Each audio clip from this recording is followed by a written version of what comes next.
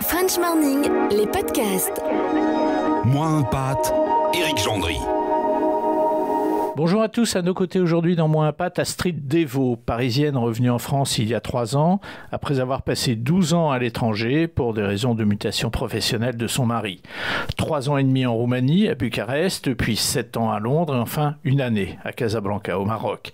Avant un retour que notre interlocutrice prévoit définitif. Pour l'instant, un retour dont l'annonce en 2018 ne l'avait pas à proprement parler emballé. Astrid Devaux. J'étais pas tout à fait motivée pour rentrer à Paris. J'ai été une assez mauvaise impate dans les semaines qui ont précédé notre retour et même dans les mois qui ont suivi notre retour. J'étais pas très satisfaite au début. J'avais l'impression qu'il nous manquait encore une expatriation. Moi, ça m'intéresse les mots que vous employez. Ça veut dire quoi, une mauvaise impate? C'est vis-à-vis de votre entourage? Vous avez un mauvais caractère? Vous faisiez la gueule? Ça veut dire quoi, une mauvaise impate? Je pense que j'étais plutôt... non, probablement pas une histoire de mauvais caractère. C'est pas ce qui me caractérise. Plutôt, j'avais du mal à motiver mes enfants parce que j'étais moi-même pas très motivée. En fait, à chaque fois qu'on a découvert un nouveau pays, quand on a déménagé, cette impression de curiosité, de découvrir quelque chose de nouveau, etc., nous animait quand même vraiment. Moi en particulier. Le retour à Paris, j'avais un peu l'impression de rentrer à la maison et qu'en fait, je n'y découvrirais pas grand-chose et que voilà, quoi. On avait fini de découvrir, de faire le tour, d'explorer et pouf, c'était, voilà, on rentrait. Astrid a fait plusieurs métiers dans sa vie, au gré aussi des pays dans lesquels elle a déjà vécu. Son premier métier, c'est la communication, qui n'est pas forcément le métier le plus facile à exporter. De la production de contenu, c'est ça que je faisais moi en communication. Du coup, ça ne fonctionne que quand c'est votre langue maternelle, c'est-à-dire que j'ai pas trop de mal à apprendre les langues étrangères, je parle un anglais très correct. En revanche, je n'écris pas en anglais comme j'écris en français. Du coup, tout ce métier qui est mon métier d'origine, j'avais du mal à le faire à l'étranger. Alors à Bucarest, j'ai réussi un petit peu à le maintenir parce qu'à Bucarest, énormément d'activités se font en français. Donc finalement, même si je ne maîtrisais pas parfaitement la langue locale, je pouvais continuer à éditer des documents de communication ou à aider des entreprises en les conseillant en communication parce que la langue était la même, en tout cas la langue de travail. En revanche, dès qu'on est arrivé à Londres, la question a été assez différente. Donc j'ai fait pas mal de petites choses, un petit peu dans des entreprises ou des activités qui avaient vocation à continuer à travailler en français. Et assez vite, en plus de cette histoire de langue, j'ai trouvé que Londres... c'est un peu enfantin ce que je vais vous dire, mais Londres donne envie, je pense, de découvrir d'autres choses. Et je me suis dit que Londres, c'était le bon endroit pour retourner à l'université. Voilà. Donc c'est un peu un caprice, mais une envie folle d'aller essayer ce métier d'architecte d'intérieur que je n'avais pas fait, sur lequel je n'avais pas démarré mes études à l'origine. J'aurais pu, c'était déjà un sujet qui m'intéressait beaucoup. J'ai ce grand regret de ne pas être architecte, mais en arrivant à Londres, il s'ouvrait à moi la possibilité de reprendre mes études dans une université superbe en architecture d'intérieur et j'ai sauté à l'eau. Voilà, je me suis lancée. C'est pour ça. Vous reprenez donc des études d'architecte d'intérieur à Londres avec la perspective de lancer cette activité à Londres ou avec déjà l'idée quand vous rentreriez en France, même si à ce moment-là vous ne saviez pas quand vous rentreriez en France, avec l'idée de développer ce métier une fois rentré en France? Oui, bien sûr. Je n'avais pas du tout l'intention à Londres de développer mon activité en auto-entrepreneur. À Londres, j'avais très envie de faire mes premières armes dans un gros cabinet anglais parce que c'était une bonne méthode pour démarrer et apprendre, prolonger, disons, l'université. En revanche, j'avais bien l'intention, en quittant Londres, de partir avec un diplôme qui me serait utile partout et un métier qui était possible à exercer quel que soit l'endroit où j'allais partir, que ce soit en France ou que ce soit dans un autre pays. Contrairement à certains métiers, l'architecture d'intérieur, ça fonctionne partout. C'est un métier qu'on peut exploiter partout. Donc en quittant Londres, l'entreprise, le cabinet d'architectes pour lequel je travaillais m'a proposé de créer mon statut d'auto-entrepreneur pour pouvoir continuer à travailler avec eux et avec d'autres et seul et aussi sans eux, mais pouvoir continuer à travailler à Casablanca d'abord et à Paris ensuite. C'est aujourd'hui ce que je fais encore.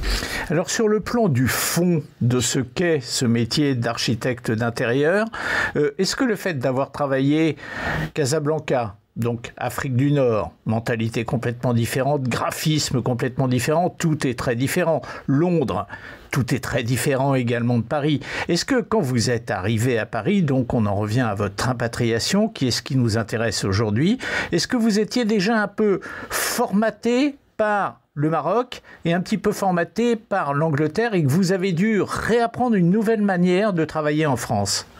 Alors votre question m'amuse parce qu'à Londres, j'étais considérée comme la décoratrice ou l'architecte française dans mon équipe. On trouvait intéressant le fait que j'ai un œil français et que du coup je travaille d'une manière différente. Alors évidemment je travaillais dans une équipe où il y avait quelques Italiens et évidemment beaucoup d'Anglais. Et en tout cas anglais ou anglophone, il y en avait pas mal d'Australiens aussi, mais mon apport, en plus de la technicité de ce métier qu'on fait tous de la même manière, quand il y avait des choix ou des goûts ou des apports de matériaux, on me disait, toi comme tu es française, tu as cet œil-là, spécifique d'une française. Aujourd'hui, après à Casablanca, c'était un petit peu entre deux. À Casablanca, j'ai surtout fait du développement commercial pour développer des bureaux, pour développer des projets architecturaux de bureaux. C'était le côté étranger, le côté anglais qui a attiré l'entreprise de Casablanca, l'entreprise marocaine qui nous a demandé de signer ce projet. Mais effectivement, depuis que je suis à Paris, je travaille, je m'en rends compte moi, mais mes clients me le disent beaucoup, je travaille comme une anglaise. Donc en fait, on est dans chaque port, on a quand même toujours un peu un pied de l'autre côté. Donc c'est un petit peu entre deux. Au début à Paris, j'ai eu du mal parce que certains mots de vocabulaire, je ne les connaissais pas en français. Donc j'ai ce défaut épouvantable des retours d'expats, donc que vous appelez vous impats, d'utiliser des mots anglais au milieu de mes phrases, en particulier dans ce secteur professionnel que je n'avais pas découvert en français. Mais ça commence à aller mieux. Mais j'ai beaucoup de réflexes qui me viennent de mes années à Londres dans mon travail. Oui, j'avoue. Astrid, on revient sur le moment où vous rentrez en France, en provenance donc du Maroc. Vous avez votre statut d'auto-entrepreneur. Votre métier, c'est architecte d'intérieur. Vous avez un contrat qui va vous permettre de continuer à travailler avec l'Angleterre, c'est ce que j'ai compris, hein. Dites-moi si je me trompe. Mais en France, qu'est-ce que vous avez à proposer? Quand vous allez démarcher des gens en France, qu'est-ce que vous pouvez leur montrer comme chose que vous avez déjà faite dans leur pays, avec le goût spécifique français?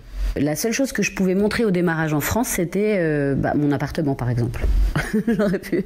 Mais en réalité, je n'avais jamais usé de ce métier-là en France. Alors, j'ai démarré en France. Vous dites que j'ai gardé un contrat avec l'entreprise anglaise. Alors, c'est un contrat, disons que c'est un contrat moral. Je suis indépendante. Eux me font travailler quand ils ont des projets sur lesquels ça les intéresse que je participe. Pour vous dire la vérité, les projets sur lesquels ça les intéresse que je participe sont en général des projets à Paris, où ça a pour eux, parce que c'est une entreprise qui travaille de manière internationale, et ça a pour eux un fort intérêt d'avoir un consultant sur place, d'avoir un de leurs intervenants architectes sur place pour une histoire de facilité de langue, mais surtout pour une histoire de compréhension des goûts, des tendances, des envies de l'un ou de l'autre. C'est quand même assez différent d'un côté et de l'autre de la Manche. En revanche, pour les clients particuliers que j'ai développés moi-même, je n'avais rien à leur montrer. Et pour vous dire la vérité, il y a quand même une histoire de communauté d'impats. Mon premier client seul, sans l'entreprise anglaise et sans mon frère, c'est une maman que j'ai croisée, enfin une famille, hein, mais j'ai rencontré la maman dans la cour de l'école de mes enfants qui elle-même rentrait de Londres et était en train d'acheter un appartement et avait besoin de quelqu'un pour le refaire. Elle a vu la signature de mon email pour des histoires d'école et elle s'est dit, comme elle rentre de Londres comme moi, on va se comprendre. D'où l'importance des réseaux et notamment des réseaux d'impatriés. Vous m'avez dit, je n'avais rien à présenter quand je suis arrivé pour travailler en France. Voici ma dernière question. Est-ce que selon vous, vous auriez démarré votre activité d'architecte d'intérieur une fois arrivé en France, ça aurait été plus difficile ou plus facile que ce que vous avez fait, c'est-à-dire pratiquer en Angleterre dans le cadre de quelqu'un qui était au-dessus de vous et importer ça en France. Est-ce que vous auriez préféré démarrer de zéro en France ? Je ne sais pas, c'est assez difficile de répondre à cette question. Je pense que je ne sais pas déjà si j'aurais eu envie de démarrer en France, si j'aurais été dans le même état d'esprit.